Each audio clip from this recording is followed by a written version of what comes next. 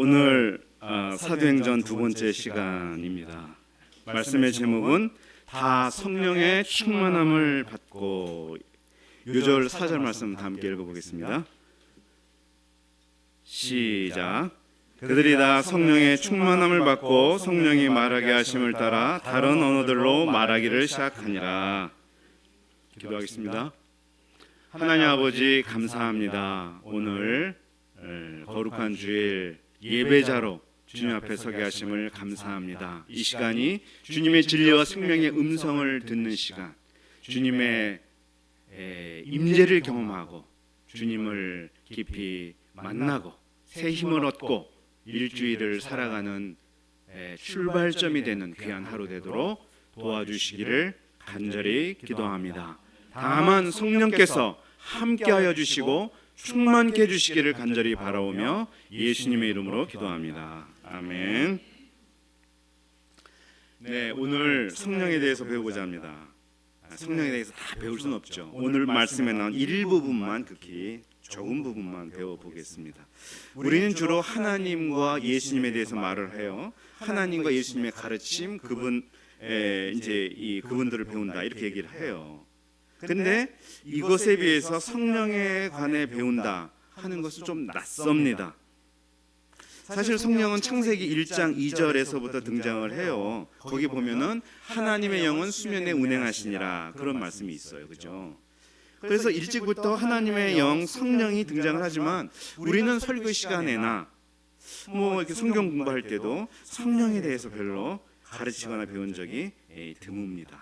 그렇지만 하나님을 논할 때 성부 하나님, 성자 하나님과 함께 성령 하나님을 삼위일체로 이야기하기 때문에 우리는 성령을 무시할 수는 없어요. 구원은 예수님을 믿음으로 시작되지만 구원의 완성은 성령의 도우심으로 이루어진다라고 말합니다. 성령은 특히 사도행전에서 중요한데요. 이 성령이 등장을 하고요, 성령이 마치 예수님처럼, 눈에 보이지 않는 예수님처럼 제자들을 인도하고 있는 것을 우리는 사도행전에서 많이 보게 될 것입니다. 그래서 학자들은 사도행전을 성령행전이다 라고 부르기도 하죠. 본문을 통해 조금이나마 성령을 우리가 이해할 수 있기를 바랍니다.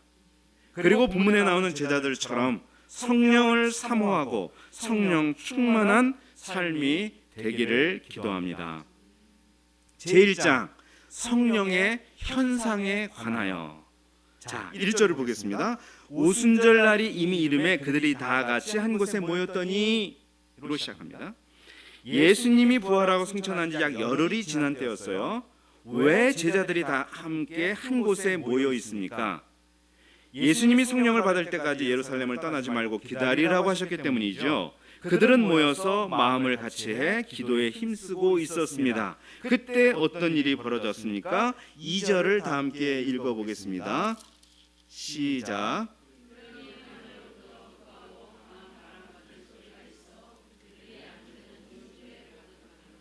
네, 갑자기 강한 바람 소리 같은 소리가 들리며 또 그 기운이 온 집에 가득했습니다. 그리고 불에 혀처럼 갈라지는 것들이 그들 눈에 보였고요, 각 사람 위에 하나씩 불길이 임했다고 말씀합니다. 이 초자연적 현상을 어떻게 이해해야 할 것인가? 성령이 임하는 장면을 저자 누가가 자세히 묘사하고 있는데요, 성령이 임할 때마다 이런 바람소리 같은 게 나고 불길이 보인다, 그런 얘기인가요? 그런 거 아닙니다. 그런 거 기대하면 안 돼요. 제자들은 예수님의 증인입니다. 그들은 예수님이 약속하신 성령이 오셨음을 확실히 목격하고 다른 사람들에게 알려주어야 할 특별한 위치에 있는 사람들이었습니다. 그들은 특별 경험을 했다고 할 수가 있겠죠. 그 초자연적 현상 속에서 우리는 성령의 특징, 성령이 어떤 분인지를 살펴볼 수가 있습니다. 자, 성령은요, 자기 뜻대로 움직이고 사람의 뜻이나 요구에 따라 움직이지 않습니다. 호련히 급하게 임했다고 성경은 말씀하죠. 또 각 사람 위에 내려왔다고 말씀하죠. 제자들은 예수님이 지시한 대로 기도하며 기다린 것밖에 없습니다. 성령께서 그들을 찾아오신 거예요.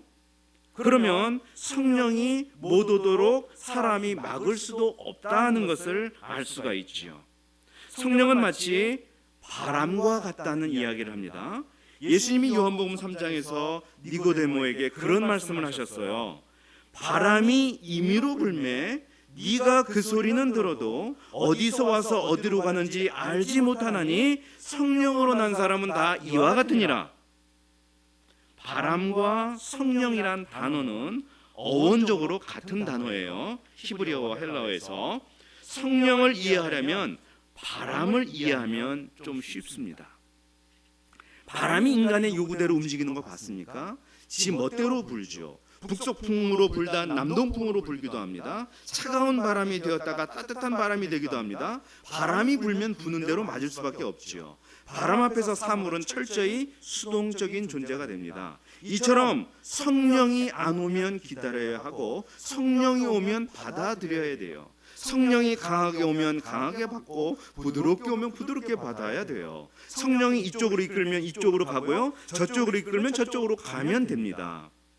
우리는 살면서 가끔 그런 소리를 듣습니다. 아이, 그렇게 힘들게 살지 말고 바람 부는 대로 물결 흐는 대로 살아. 그 말이 일부는 맞고 일부는 맞지 않습니다. 시대의 흐름을 거스를 수 없어요. 온라인 시대에 오프라인 고집할 수 없죠. 디지털 시대에 아날로그만 고집할 수 없습니다. 시대의 조류를 거스를 수 없는 건 맞는데 이거보다 더 거스를 수 없는 게 있어요. 그게 바로 성령입니다. 성령은 언제 어떻게 임하는지 우리가 알 수가 없습니다. 그러나 우리 삶의 밑바닥에서 우리를 이끄는 분이 성령입니다. 내가 교회를 다니고 싶은 마음이 들어요. 예수님을 믿고자 하는 마음이 막 생겨요. 이거 성령의 일입니다. 죄에 대해 깨달아져요. 막 나에 대해서 속상한 마음이 들어요. 그래서 회개하고 싶어요. 그거 다 성령이 임해야 가능한 일이에요. 내가 죄 사함 받고 거듭나 영적 눈이 열리는 것은 성령으로만 가능한 일입니다. 책을 많이 읽고 많이 공부한다고 되는 게 아니에요. 사람이 도덕적으로 산다고 변화되는 거 아닙니다. 한 사람이 변화되는 것, 곧 영적으로 태어나는 것은 전적으로 성령이 하는 일입니다. 우리가 육체적으로 이 세상에 태어날 때도 마찬가지였어요. 어머니 자궁 속에서 여러분들이 한 일이 있어요?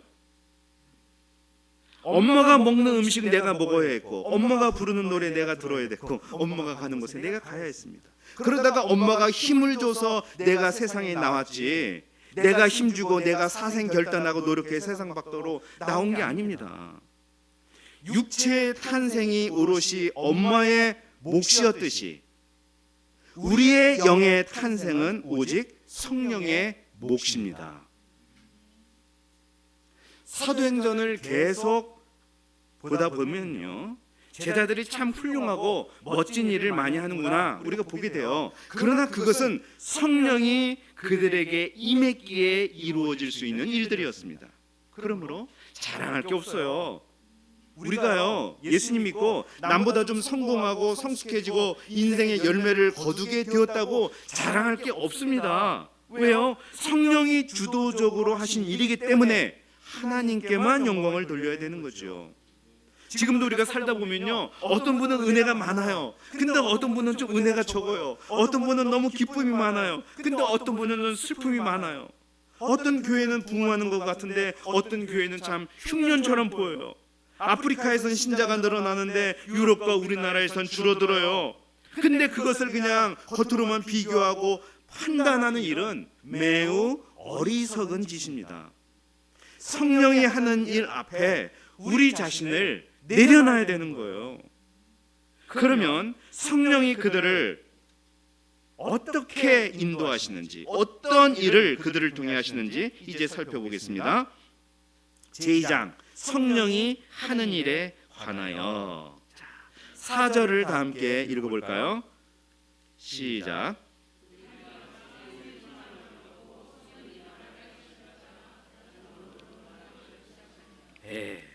성령의 충만함을 받고 성령이 말하게 하심을 따라 다른 언어들로 말하기를 시작했다라고 말합니다. 성령의 충만함을 받았다는 게 무슨 의미일까요? 네? 성령의 충만함을 받는 게 무슨 말이에요, 도대체? 자, 하나의 인격체가 여러분 다 인격체죠. 하나의 인격체가 성령으로 가득 찼다는 말이에요. 13절을 보면 거기 모인 사람 중에 그런 말을 하는 사람들이 있어요. 성령으로 가득 찬 제자들을 향해 술에 취했다라고 조롱하는 사람들이 있었어요. 자, 술에 취한 것과 성령 충만한 게 물론 다른 거지만 비슷한 점이 있어요. 술에 취하였다는 말은요, 그 사람의 몸이 술로 가득 찼다는 말이죠. 또 술의 힘에 지배를 당한다는 말이에요.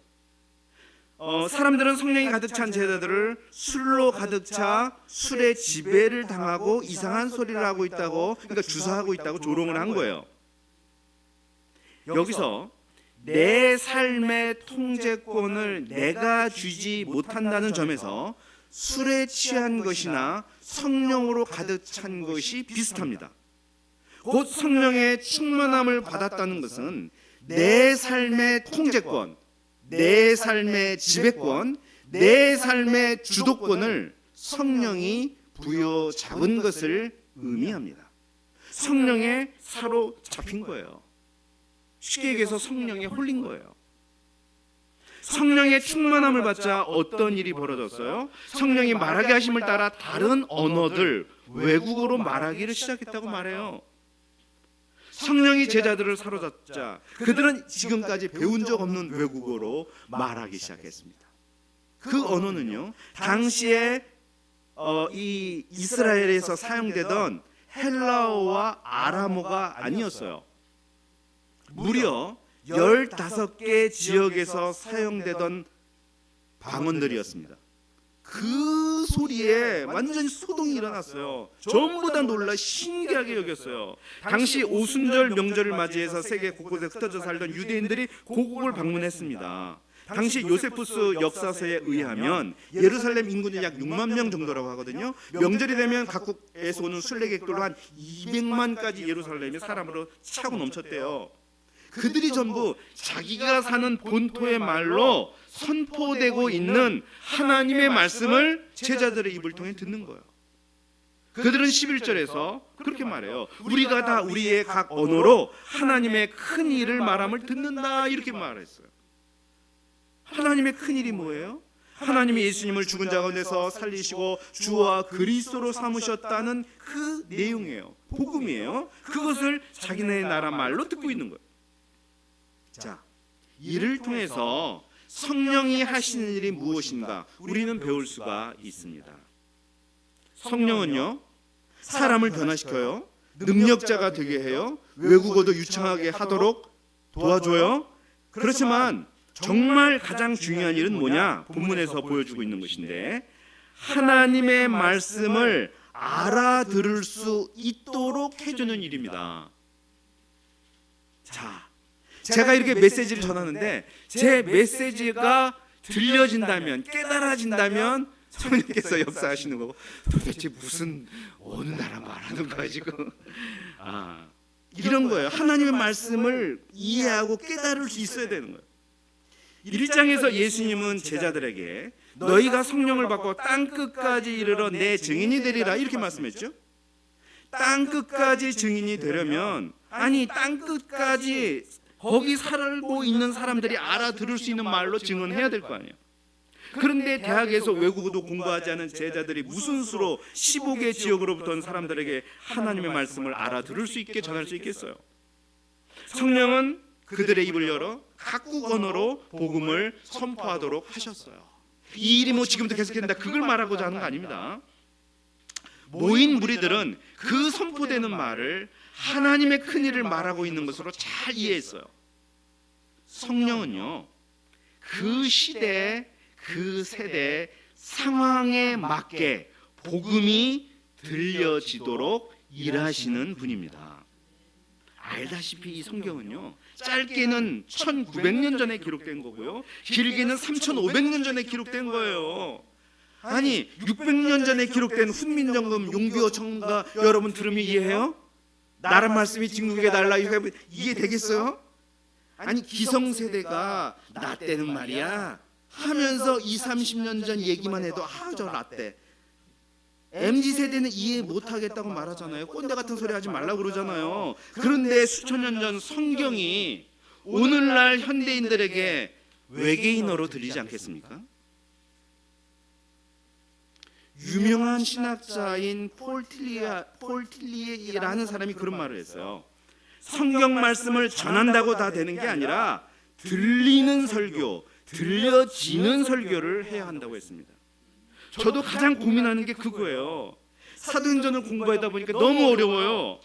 나만 이해하는 말로 설교해서는 안 되고, 성경을 오래 공부한 분도 새롭게 깨닫고, 성경을 처음 접해본 분도 잘 이해가 되고, 그들의 실정에 맞게 이 말씀이 들려져야 할 텐데 내가 그걸 어떻게 하는가, 그거 생각할 때 너무 고민이 되었습니다. 그래서 저도 깨달은 게, 나도 성령의 충만함을 받지 않고는 이 문제를 풀 수 없구나 하는 것을 깨닫게 됐어요.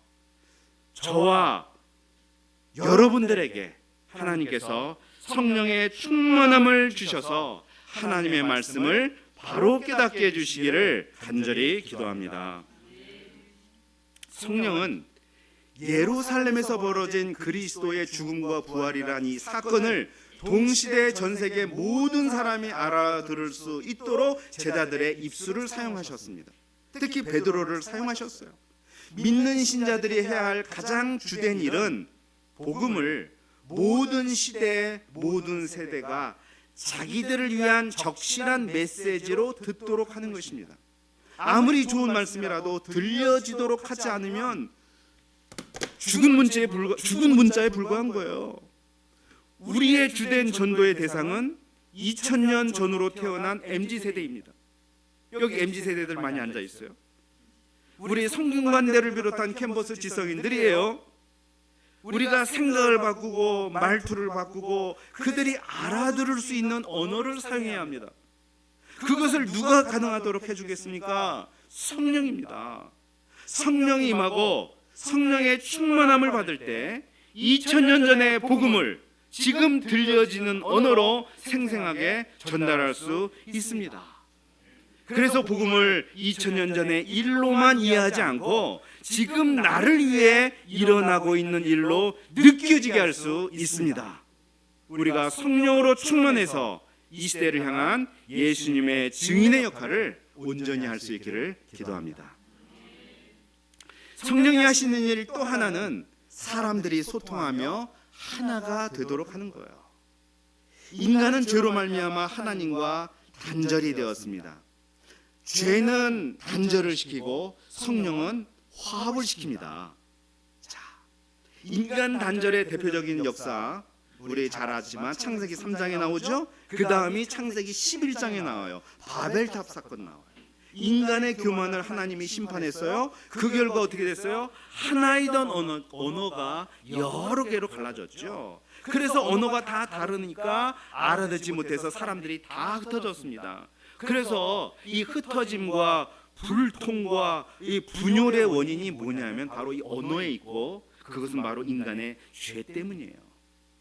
상대방의 말을 알아듣지 못한다는 거 참 어려움이에요. 소통이 안 되고 대인관계가 원만하게 이루어지지 못하면 얼마나 사는 게 고통이에요. 우리가 학교에서 직장에서 너무나 잘 압니다. 근데 15개 국에서 온 그들이 서로 알아듣고 나중에 하나의 공동체를 이루어 가거든요. 정말 놀라워요. 이게 뭐예요? 성령이 단절된 인간 상호 간의 관계를 다시 화합시켜주는 역할을 하고 있다는 걸 의미해요. 그들은 성령 안에서 하나가 되기 시작했습니다. 뒤에 보면 3,000명이 회개해요. 그 뒤엔 또 5,000명이 회개해요. 그래서 120명이던 예루살렘 교회가 1만 명에 육박하는 교회가 돼요.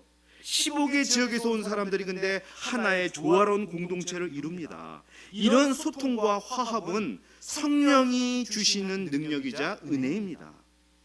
우리도 하나 되는 공동체를 위해 기도하고 있습니다. 소통이 되고 품격이 있어서 시대의 대안이 되는 공동체를 이루고자 하는 꿈이 있습니다.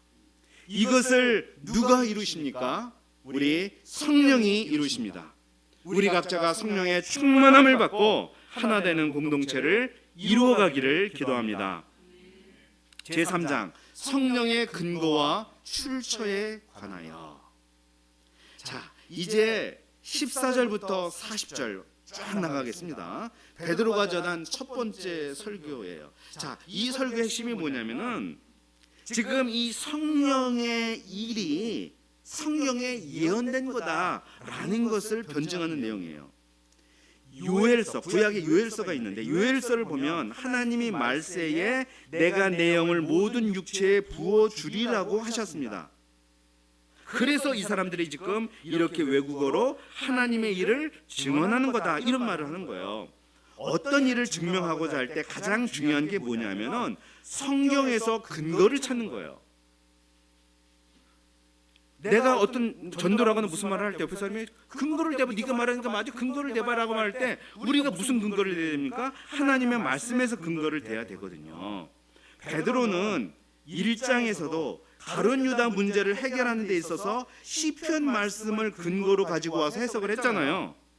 마찬가지예요. 지금 성령의 문제 앞에서도 요엘서를 가지고 와서 해석을 해주는 거예요. 구약 시대에는 특정한 사람에게 한시적으로 성령이 임했었습니다. 그런데 예수님이 오신 이후로는 하나님이 원하시면 어떤 사람이든지 성령을 받을 수 있어요. 이 새 시대가 되었다는 거예요. 성령을 받으면 자녀들은 예언하고 젊은이들은 환상을 보고 늙은이들은 꿈을 꾼다고 말합니다. 참 놀라운 일이죠. 성령을 받으면 암울한 세상에 갇혀 절망하기보다 세상을 새롭게 보게 돼요. 나이와 인간 조건에 관계없이 차원이 다른 삶을 살게 된다는 겁니다. 요즘요 사는 게 힘들죠. 굉장히 사는 게 힘들죠. 젊은이들이 가장 고생한다고 말합니다. 요즘 젊은이들 보면 정말 딱한 마음이 들어요. 저도. 그런데 어느 학자의 말에 의하면 어느 시대에나 인류 수천 년 어느 시대나 그 시대에 가장 살기 힘든 계층은 청년층이었대요.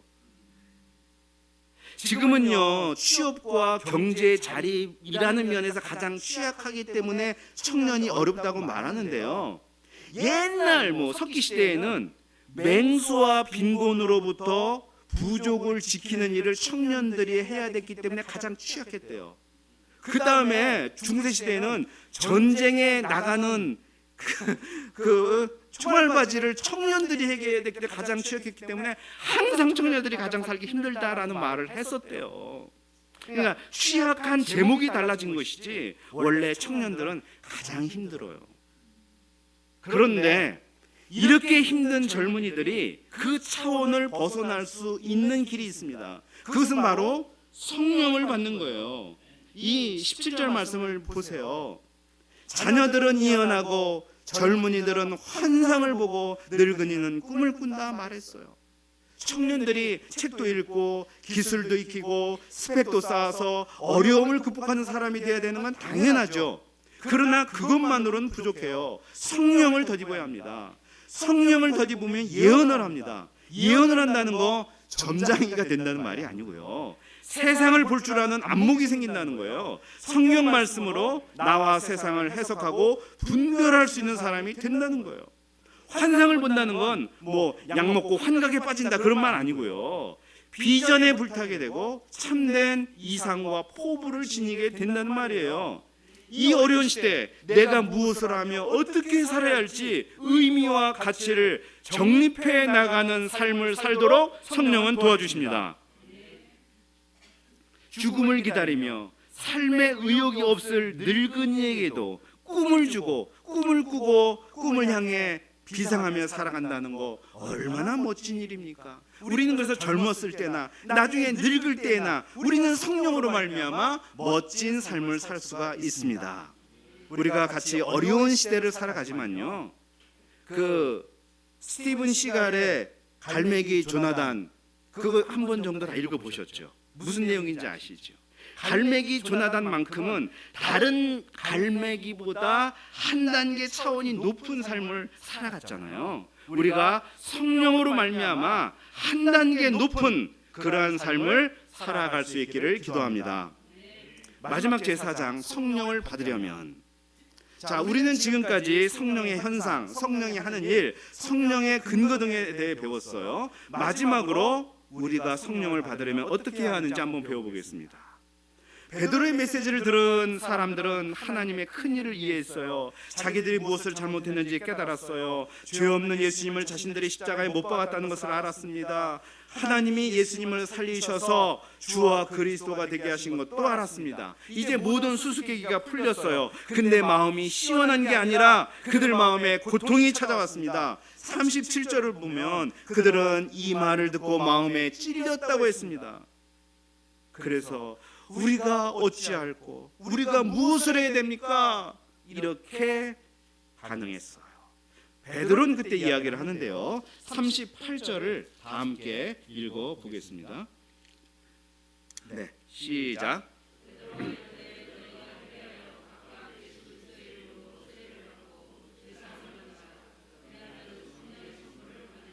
네, 회개하고 세례받고 죄사함 받으면 성령을 받게 될 것이라고 말씀했습니다. 이 약속은 너희와 모든 사람에게 하나님이 하신 약속이라고 말했습니다. 그렇게 해서 이 부패한 세대에서 구원을 받으라 이렇게 말했습니다. 자, 그러니까 성령을 받는 길의 핵심은 어디에 있느냐? 회개에 있다는 거예요. 회개가 뭐예요? 어떤 분은 회개를 회계약할 때 회개 어카운트로 생각하는데 그거 회개 아니에요. 리펜던스인데, 이 회개는 후회하거나 뉘우치거나 반성하거나 눈물 흘리는 거 아닙니다. 회개는 내 인생의 방향을 바꾸는 것입니다. 나 중심의 삶에서 하나님 중심의 삶으로 전환하는 것입니다. 그리고 삶의 주도권을 내가 주던 데에서 하나님이 주시고 인도해 주시도록 나를 맡기는 것입니다. 그리고 예수님이 나의 유일한 구원의 기름을 받아들이고 그를 따르고자 하는 것입니다. 그 회개의 표시가 바로 세례입니다. 이 말을 듣고 무려 3,000명이나 되는 사람들이 나도 받아야 되겠다, 나도 받아야 되겠다 하면서 막 세례를 받고 신도가 되었습니다. 그들은 사도의 가르침을 받고 서로 교제하고 떡을 떼며 기도에 힘썼습니다. 그들은 날마다 성전과 집에서 모이기를 힘쓰며 기쁘고 즐거운 마음으로 찬송하고 먹고 교제했습니다. 그래서 구원받는 사람들이 날마다 늘어나게 되었습니다. 우리 대학로 교회가 이런 교회가 되기를 기도합니다. 오늘 말씀에서 성령의 실체와 성령의 하시는 일에 대해서 살펴보았습니다. 성령은 제자들을 변화시켰습니다. 성령은 그들을 예수님의 증인이 되도록 했습니다. 성령이 임하는 곳에 서로 알아듣고 소통하고 하나 되는 일이 일어났습니다. 성령이 임하면 예언하고 환상을 보고 꿈을 꿉니다. 성령은 회개하고 예수 그리스도를 나의 구원자로 받아들이는 자에게 하나님이 한량없이 부어 주십니다. 성령께서 여기 계신 여러분 모두에게 임하시고 충만하게 하셔서 성령으로 축복받는 한 분 한 분이 되시기를 간절히 기도합니다. 기도하겠습니다.